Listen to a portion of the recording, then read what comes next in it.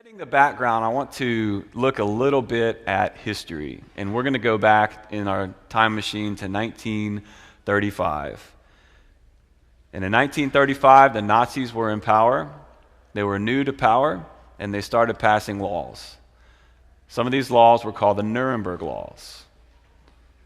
In the Nuremberg Laws, Jews were no longer considered citizens, but were now subjects. Cities were free to pass their own stricter versions of the laws. One of them was you could not marry non-Jews. Now, this is the actual chart. It's in German. We can't read it. But translated to English, it is a marriage chart of what marriages are allowed and what marriages will be prohibited. Marriage between a Jew and someone of German blood was strictly prohibited. But what if you were partially Jewish and partially German? But what if you weren't fully German, but you kind of had some German blood in you? Say you were Austrian or maybe a little bit into Polish. Where does the marriage laws lie? So the Germans created this chart. And in this chart, you're able to parse down who Jews can and cannot marry. Jews were forbidden to serve in public office. In some cities, they couldn't be journalists, farmers, teachers. They could not work in finance, couldn't be lawyers, couldn't be doctors. Many of them lost their whole business. And this started in 1935, and as we know, it got worse and worse. Here's just a picture of someone measuring physical characteristics of a person to see if, in their opinion, that person had the physical characteristics of a Jewish nose.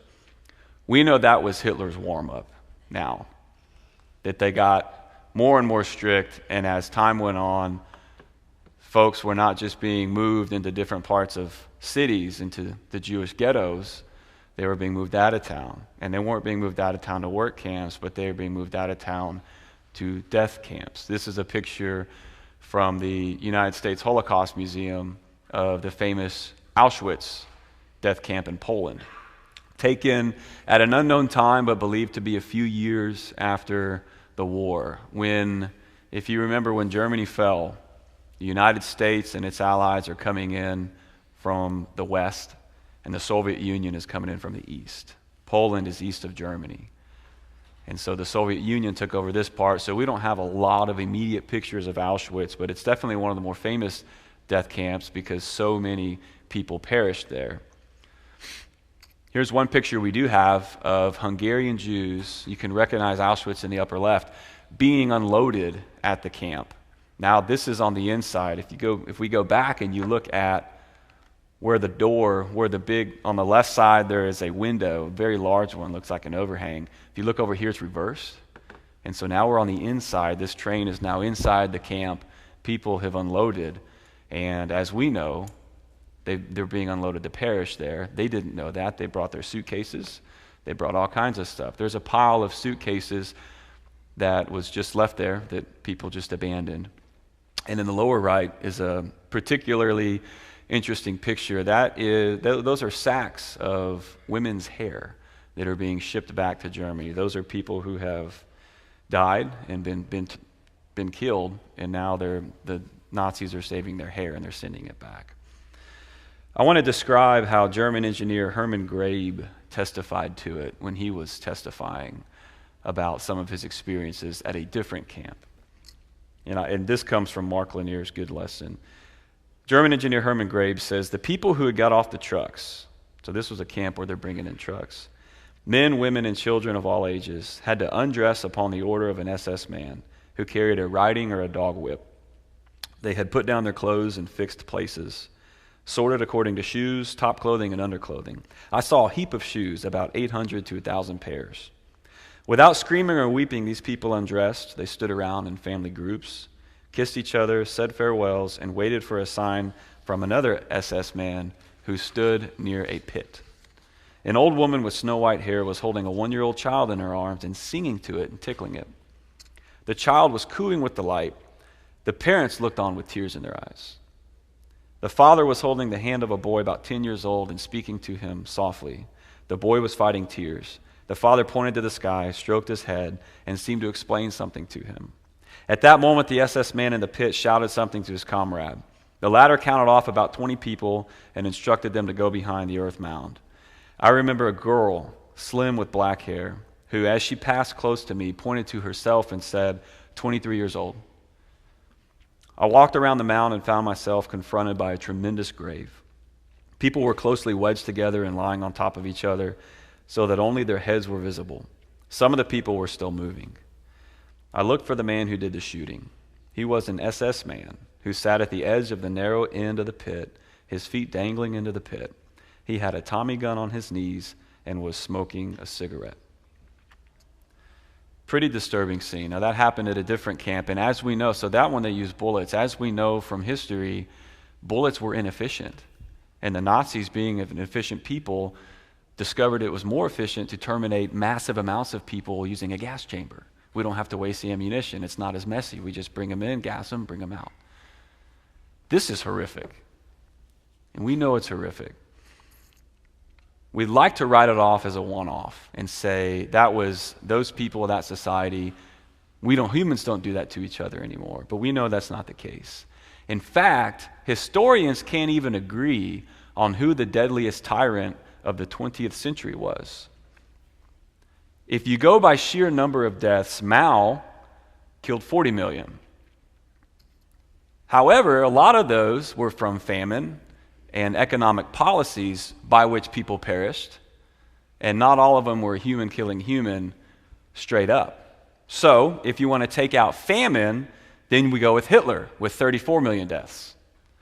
However, many of those were by war, where people signed up and agreed to shoot and kill each other. So if you just want to take out war and just take out someone killing an unarmed person, then we got to go with Stalin with 20 million deaths.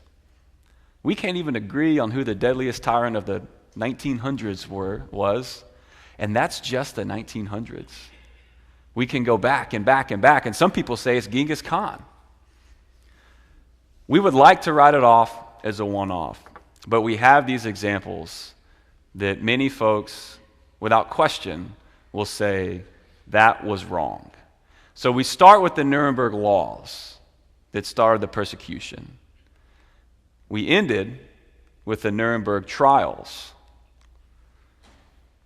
where many of them were sentenced to hang, some of these Nazi criminals were sentenced to die in prison. But we tried them, and we tried them for their crimes. We know that what they did was wrong, but why was it wrong? That's what today's about.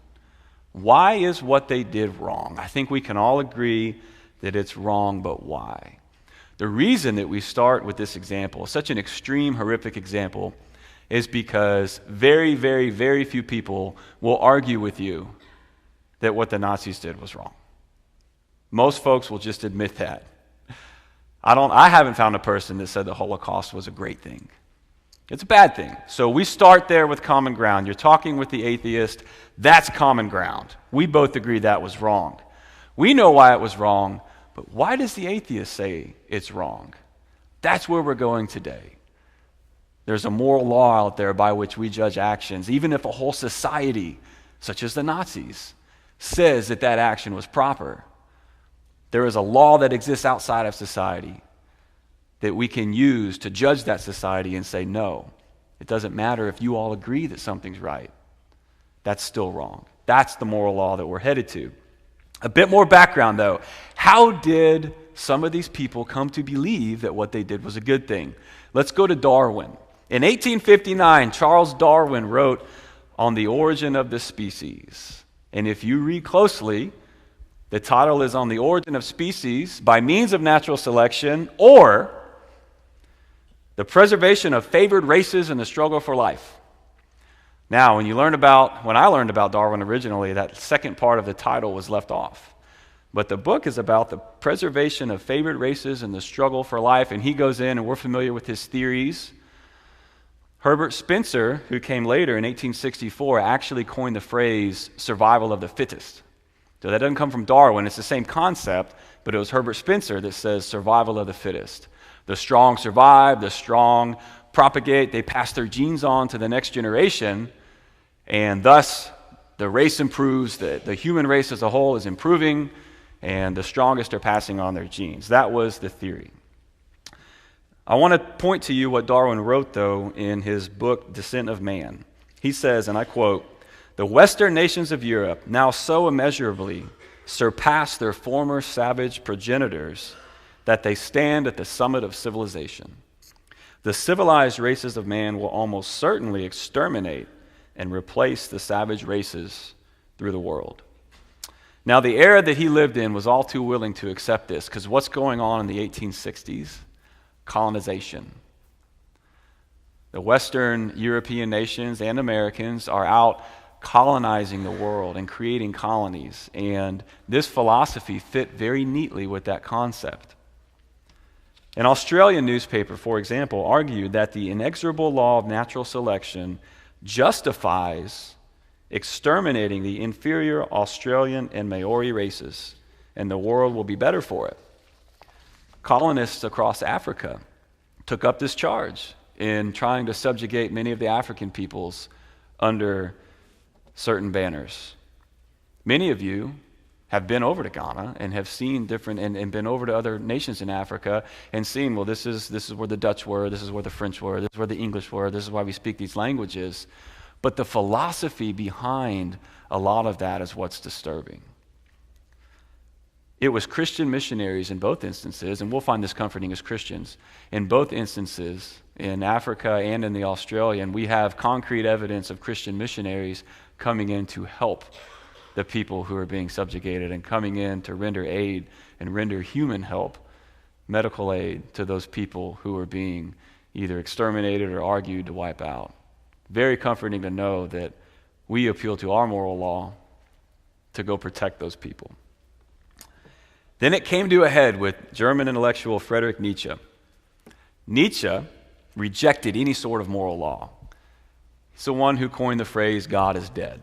There's a book out by that name. I think Richard Dawkins wrote it, but it comes from Nietzsche. God is dead. There is no moral law. And he ridiculed philosophers who thought there was one. He said it's the consequence of the action that should be the judge of the action.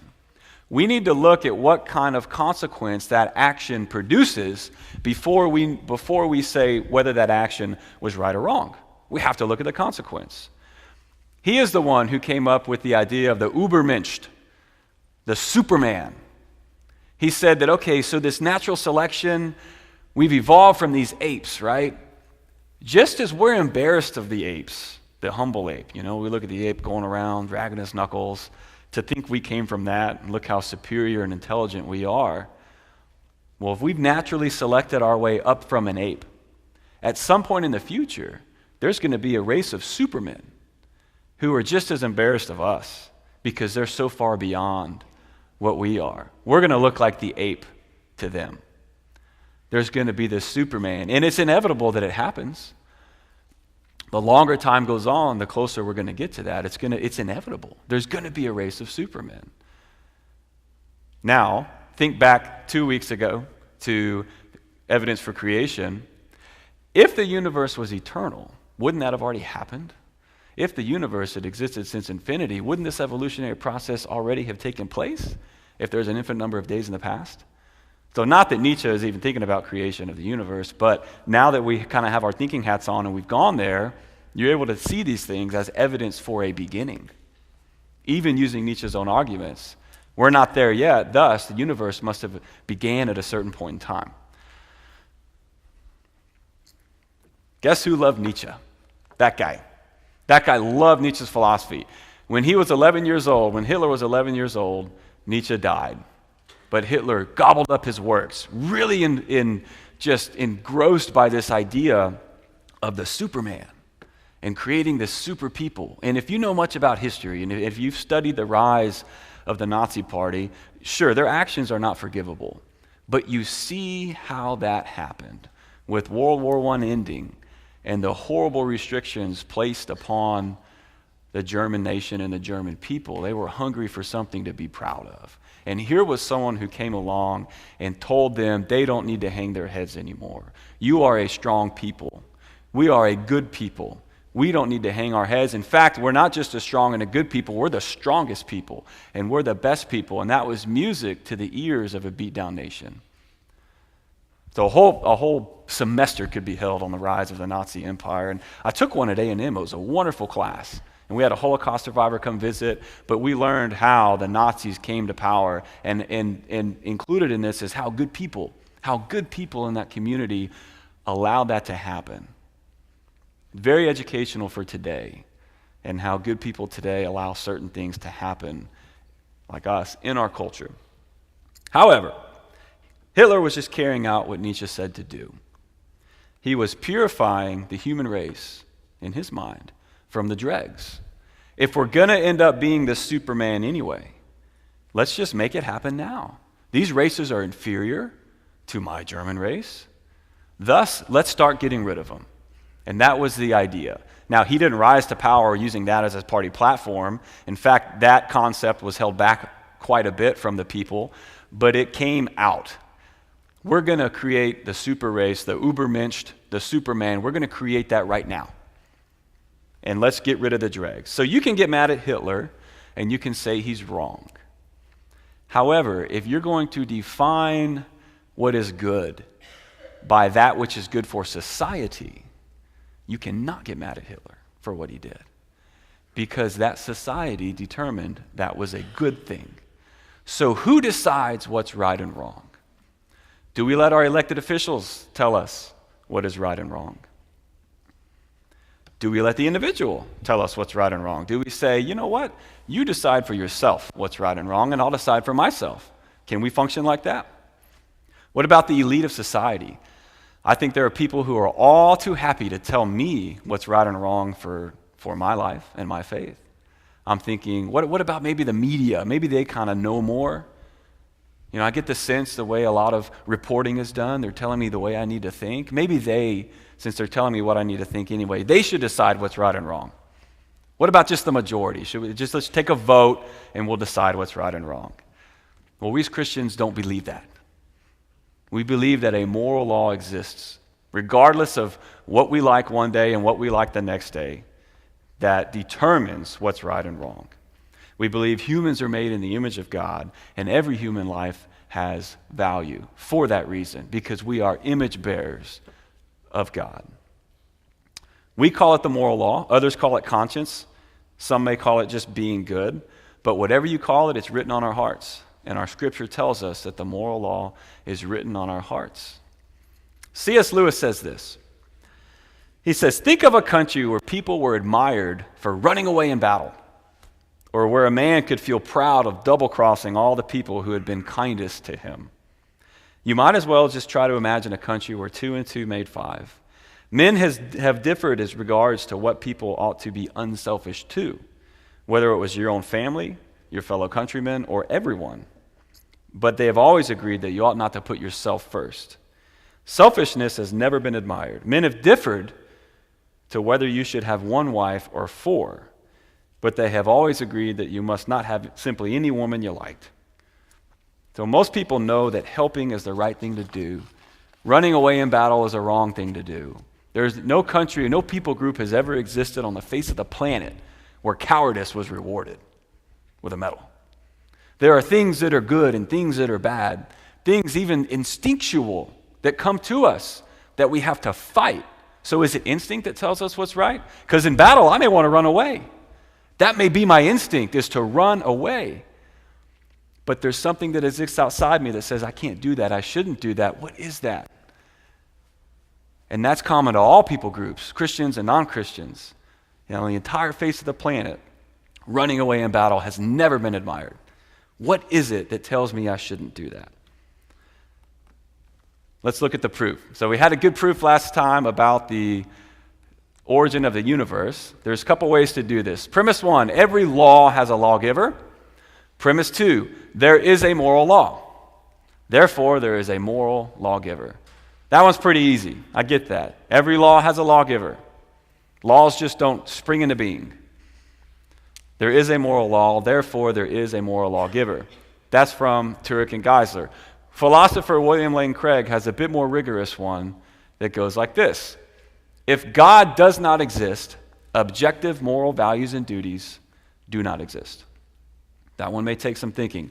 If God doesn't exist, then there are no objective moral values and duties. Because what do we ground them in? Objective moral values and duties don't just spring up out of nowhere. They've got to be grounded in something, and we've kind of gone through what we're going to ground them in. The individual, the elite of society, is it natural selection? Maybe it's, we vote? No. They've got to be grounded in a supreme intelligent being. So if God does not exist, then these objective moral values and duties do not exist. We know that objective moral values and duties do exist. We can all condemn the Holocaust as something bad.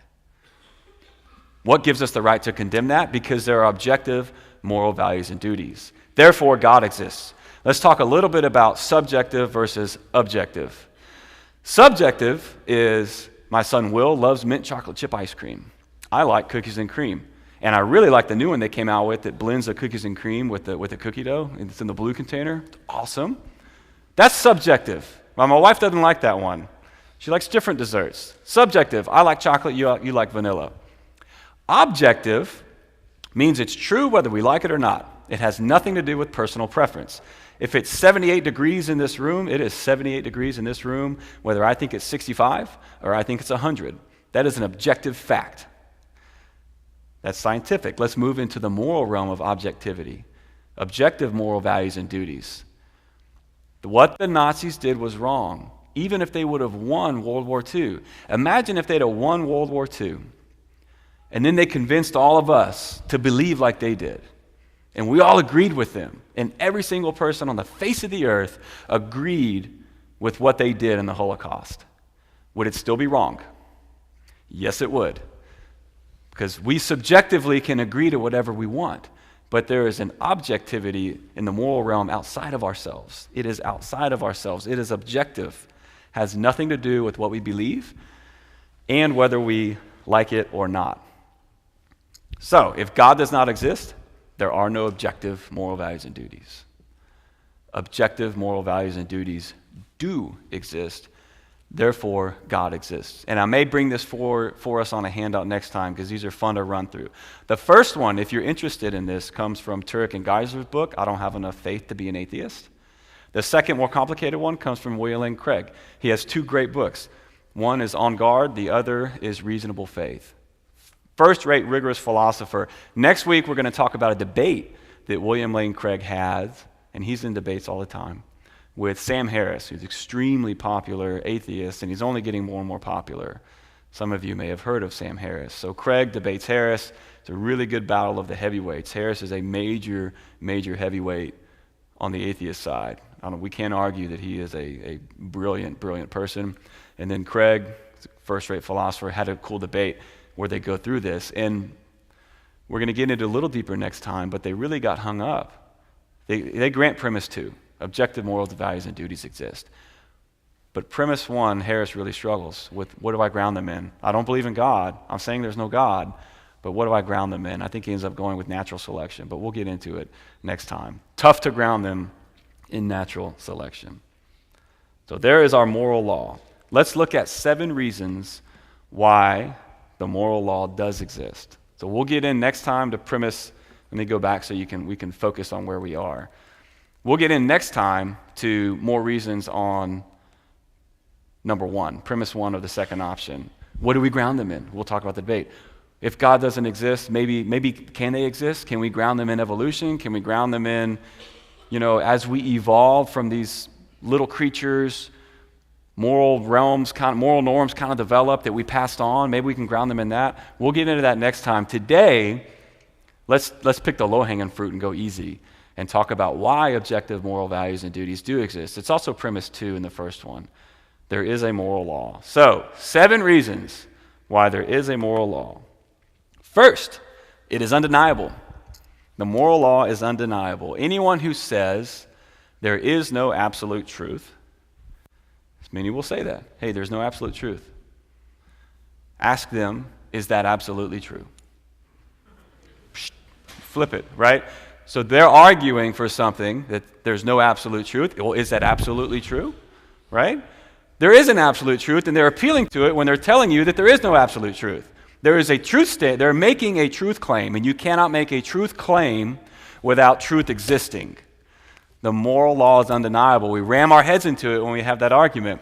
Francis Schaeffer wrote a book, and I think Greg Koukl wrote one by the same title. Schaeffer's in the 60s, Koukl is current day. Feet firmly planted in midair, where they just dissect and they kill moral relativism. It does not exist, or the fact that there is no absolute truth. Truth exists, and we can deny it all day long, but we're going to run into it anytime you and I have an argument. If truth doesn't exist, why are we even talking? Truth exists. Second, our reactions help us discover the moral law. So Norm Geisler tells a good story about a student in a philosophy class. And in it, they're talking about moral relativism and what's right and what's wrong and how do we know what's right and what's wrong. And the professor, being a typical college professor, is telling the students, there is no moral law, it's all relative, and let's write this paper on it. And so one particularly bright student wrote a wonderful paper on the moral law and how there is no such thing, and it's all relative. And he went and typed it up, got it all double-spaced, aligned perfectly, and he turned it in. And before turning it in, he went by and he bought a blue folder. And he puts it in this blue folder. Man, that paper's perfect. And it's well-written and it's good. And he turns it in to the professor. When he gets it back, it's got an F on it. Why'd I get an F? Goes to the professor. He's angry. Why did I get an F? And him and the professor are talking. The professor says, are you the guy who wrote the story, who wrote on there being no absolute truth? And he said, yes, I am. You taught us that. I believe it. And my paper was good. It was a great paper. He goes, okay. But it came in a blue folder, right? Yes. I don't like blue folders. You get an F. I don't like blue folders. I'm going to give you an F. I don't care how good it is. Good, bad, doesn't matter. There is no good. There is no bad. So the professor made his point to the student that if we're going to go down this route, we got to be willing to accept the consequences. Even making the argument against a moral law, he's relying on it and trying to get an A. A good paper deserves an A. But if it's all relative, if there's no good, no bad, no right, no wrong, well, you get an F because I don't like blue folders. I like chocolate, you like vanilla. We're just different like that. Second, people may claim that they're relativists. This is on our reactions, help us to discover it. But no one wants their spouse to behave like a relativist when it comes to being faithful. No one wants their spouse to behave like that. They want them to be moral absolute at that point. Or they may steal from others, but show outrage when they are stolen from. These reactions help us discover that there is a moral law out there. Otherwise, why would we react that way? Third, this is very important. Without the moral law, there would be no human rights. We had the Nuremberg laws, we had World War II, the Allies were victorious, and then they tried the Nazi folks as war criminals, the head Nazi guys, at the Nuremberg trial. So in the city of Nuremberg, very symbolic. Very symbolic that we did in Nuremberg. But there wouldn't have been those trials if there were no moral law. If there were no moral law, what the Nazis did would have been fine. But it's the moral law that helps us protect human rights. And this is somewhere where Christians, and speaking in Rockwall, Texas, I'm going to assume that the majority of you are probably conservatives, but this is somewhere where Christians and progressives can agree. Human rights is a big deal for those who are politically liberal or politically progressive. Human rights is a big deal for Christians, and it always has been. It may be a big deal for different reasons, but they both stem from there being a moral law and there being people made in the image of God. For us and for someone who maybe doesn't ground it in God, it's what's the right thing to do. Well, you can have a conversation with someone who believes in human rights because we do too. There would be none without the moral law. We go back to the Declaration of Independence. When we said, we hold these truths to be self-evident. We hold these truths to be self-evident, that all men were endowed by their Creator with certain unalienable rights, and life, liberty, and pursuit of happiness. We hold these truths to be self-evident. If there were no moral law, I think the drafters would have had to write, we hold these opinions as our own. These are our opinions. And we're going to go to war and fight for these opinions that we hold. But they said no, they appealed to something outside themselves when King George III took it too far in the colonists' mind. And they decided to revolt because he crossed that line. He crossed the line of the moral law. And he violated their human rights, which gave us wonderful documents called the Constitution and the Bill of Rights. And if you read these, they're obviously some of the most famous documents in the English language, and I'd argue the Bill of Rights is probably the most famous political document, maybe second to the Magna Carta in Great Britain. But if you read them, you see references to the Creator, to God. There's no question where our founders grounded morality. Morality wasn't natural selection, it wasn't the majority, it wasn't the elite, it wasn't the media of the time. They were grounded in God. They were grounded in God. Now, at that point, some of the philosophers of their day, such as John Locke, had already separated morality from God, and he was grounding them in natural law, capital N, capital L. It's natural law. It's natural law. Well, there still exists an objective morality in that philosopher's mind, but they were just grounded in something other than God. You can still work with that, but we ground them in God. Fourth, without the moral law, we could not know justice or injustice. One of the most important classes and one of the most meaningful ones that we will have is on the problem of evil. The number one objection to Christianity. It's the most emotional topic we get into, of how can God allow such evil things to happen?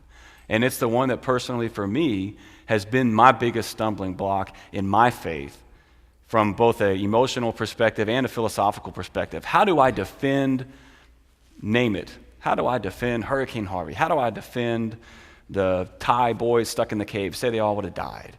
How do I defend these things and also uphold my image of a loving God? Atheists go there commonly. And in almost any debate you see between an atheist and a Christian, they're going to throw that out. That is usually a red herring. It's usually not on the problem of evil, but they're going to throw it out because it's emotional, it's catchy, it's good, and it's hard to formulate a response. However, as we'll talk about, one of the first responses to give is, if you are outraged by evil, Mr. Atheist, if you are outraged by evil, there has to be a standard by which you're judging good and evil. Thus, there's a moral law. If you can say something's evil and evil exists, then good must exist as well. Evil doesn't just exist in a vacuum. If evil exists, then good exists. So how do you answer for good, Mr. Atheist? Where does good come from? You use evil to attack my God, but in saying something is evil, there's got to be a standard, a moral standard out there. Where does your moral standard come from? That's a good response to the quote-unquote problem of evil when we think about evil and good. They've got to answer for the problem of evil as well, but also the problem of good.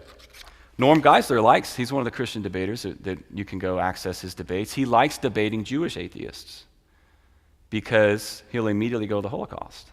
He knows he can get common ground and that the Jewish atheist is not going to agree the Holocaust was a good thing. And so they immediately establish premise 2, that objective moral values and duties do exist. Or in the other formulation, there is a moral law. And so he immediately gets them on that they've got to admit that was wrong.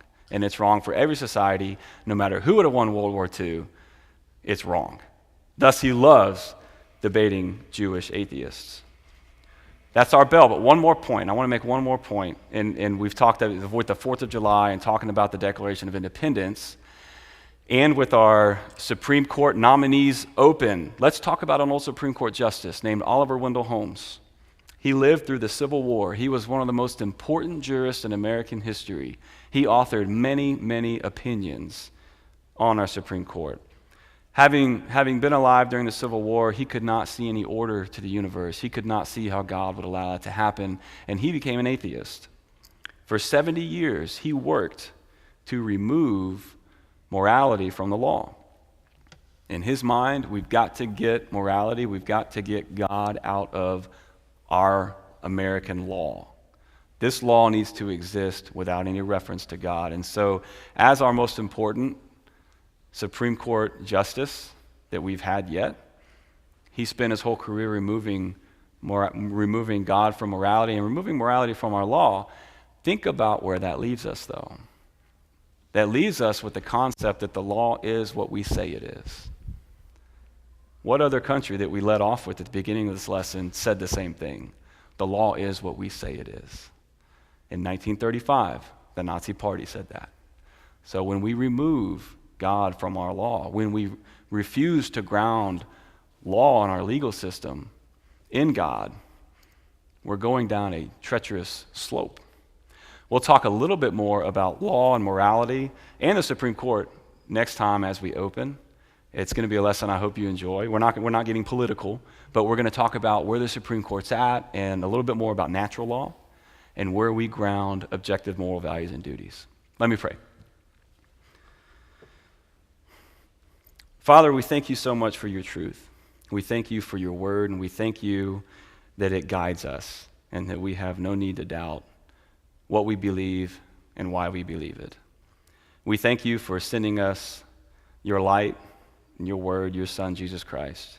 It is by him that everything is possible for us. We thank you so much for him. Father, we pray that you watch over us this week, that any conversations that we get into regarding these topics, that you bless them, that your Holy Spirit move within us, and that the Holy Spirit move within our words to move hearts and move minds, and that good can be established for your kingdom. We ask all this in the name of Christ. Amen. Moral Law Part 2 next time. Hope you're excited.